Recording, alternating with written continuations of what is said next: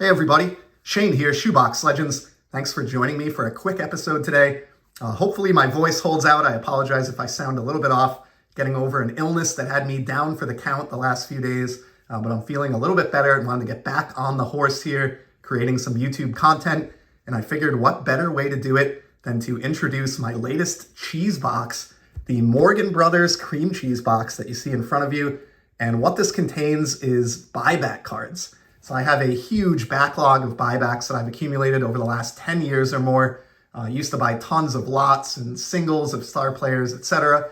And what I did is over this last winter, when I had some idle time, I went through a lot of that and I processed through the commons, ran them against my Frankenset, sent some of them out to fellow collectors in the community. But any cards that I came across that were significant, Hall of Famers, star players, unique feats or teams, they went into this cheese box, and I will use this to do buyback rummages on the channel here in 2025. So let's kick this off, see what we pull out of here in the first rummage of the buyback cheese box.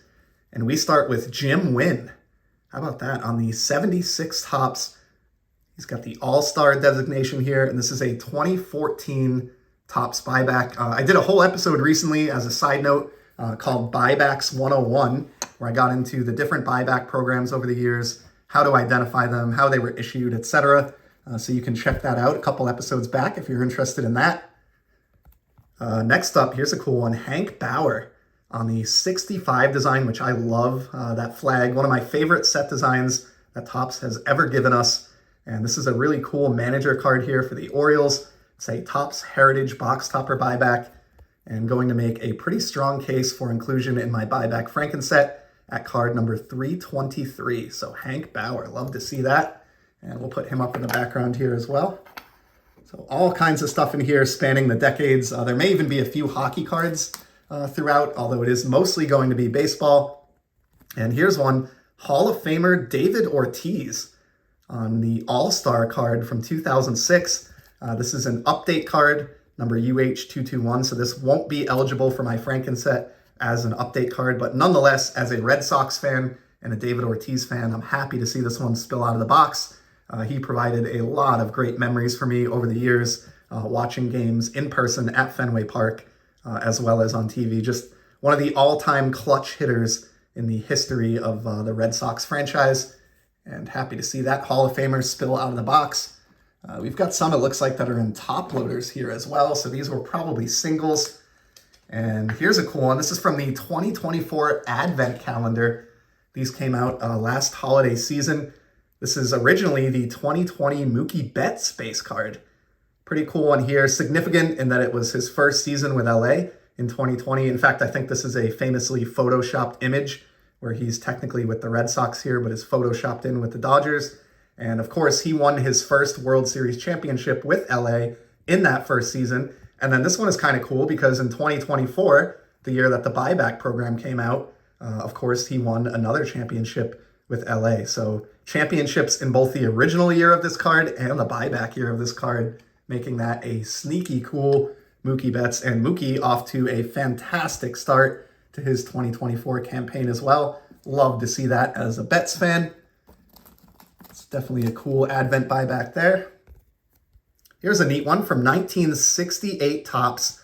This one hurts a little bit as a Red Sox fan, but a throwback to the 1967 World Series, game number 1 specifically, where the Cardinals beat the Red Sox 2-1. I definitely recognize that as center field at Fenway Park in the background there. But this is Lou Brock, who had 4 hits in the World Series opening game back in 1967, and commemorated on this 68 Topps buyback that was then reissued in 2017, Topps Heritage Baseball as a box topper. So pretty neat highlights card there. I love those World Series highlight and different cards that show different feats or significant games from baseball's past. That's a pretty neat one. And even though the Red Sox lost the World Series that year, it was still one of the more notable seasons in the history of that franchise that I love so much. So happy to see that one spill out. Do have one hockey card here. This is Mike Gartner, 700 goal scorer Mike Gartner, one of the premier speedy snipers in the history of the league. This is the inaugural 1990 Upper Deck card of his that was reissued as a 20th anniversary buyback in 2010. These were available in Upper Deck French product only in 2010, and they were pretty tough pulls. I think he got 1 or 2 per hobby box, and these actually demand pretty decent money now on the secondary market. So happy to see a Hall of Famer come out of the box from that great hockey buyback program. Pumped to see that card. Let's see, it looks like we got one from Com C here, if I can fish it out. And shout out to my buddy Josh, aka Peeps, with the Com C crumple of the receipt. And we've got Hall of Famer Jim Cat on the 1983 Topps design. A very late career card for him. You can tell he looks pretty old there in the little inset photo. This is from the 2016 Topps buyback program. So some lucky collector would have pulled this out of a pack of 2016 Topps or 2016 Topps Update. And of course, originally it was a 1983 Topps card. I gotta look, this may be his final Topps card. I don't know that for sure off the top of my head, but I think that might be the case. And look at the stats on the back of that. This guy started all the way back in the 50s with the Senators. So pretty cool to see him still at it in 1983. Love that one. Got quite a few Hall of Famers and one future Hall of Famer in today's rummage. This one is really, really cool. Don Zimmer from 1964 Topps. It's also a Heritage box topper buyback. Love Don Zimmer. He was a baseball lifer. Of course, unfortunately, remembered in some respects for Pedro Martinez throwing him to the ground as an old man, earlier in the 21st century. But I always love this guy, and I think his playing era cards are especially neat. I love that he's got like a mouthful of chew in this one, flexing that bicep. And of course, I'm a fan of teams that no longer exist. So I dig the Senators card as well. So pretty awesome Heritage buyback. And you can really see some of the fire. Like I said, I tried to filter out a lot of the commons and scrubs and no-name players. So pretty much anything that comes out of this box is going to be a somewhat significant buyback card. Next up, one for my 1990 Topps buyback project, Dale Murphy from the Rediscover Topps program in 2017. This is a silver foil Dale Murphy. And this will likely join my 91 Topps buyback set that I have in a binder. But if not, would also be eligible for the Franken set at card number 750. So he got a hero number. Of course, those numbers rounded to 10 were usually reserved for big name players back in the day. And check out all those italics. Just awesome. Led the league many times over the years. And I know somebody who is definitely a fan favorite and pretty well respected in our hobby. So pumped to see that Dale Murphy. Let's keep going here for another minute or two, at least, until my voice gives out anyway. Here's a cool Dwight Evans from 1979, and this one is kind of cool. I don't know if this will come across on camera. I think it will, but these things lived a first life before they were purchased back, stamped, and reissued, and it looks like this one was well loved that first time around. So if I tilt this, check out the creasing going on this card. And then it looks like somebody tried to scratch off like a mustache onto Dwight Evans here.